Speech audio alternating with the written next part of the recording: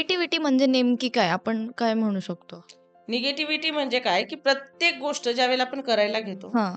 त्यावेळेला मनात पहिला येणारा विचार, तो काय असतो आपला?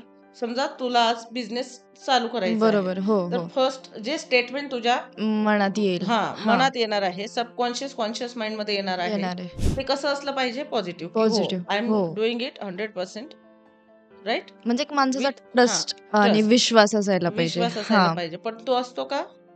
नाही नसतो. नसतो. बऱ्याचदा बरोबर. आपण काय करतो? हो, मी स्टार्ट करेल. पण झाला नाही तर?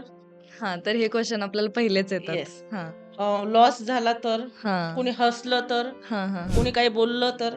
Means what? की ते अजून झालेलंच नाहीये. परंतु त्याविषयी तुम्ही निगेटिव्ह विचार करताय विचार आधीच. करायला आधीच सुरू केला आहे.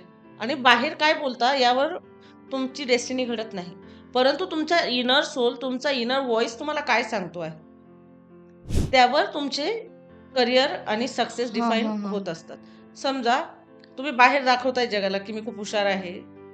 मी सगळ्या गोष्टी परफेक्टली करत आहे. मला छान पर्सेंट येत आहेत म्हणून मी बेस्ट जॉब डिझर्व्ह करतो.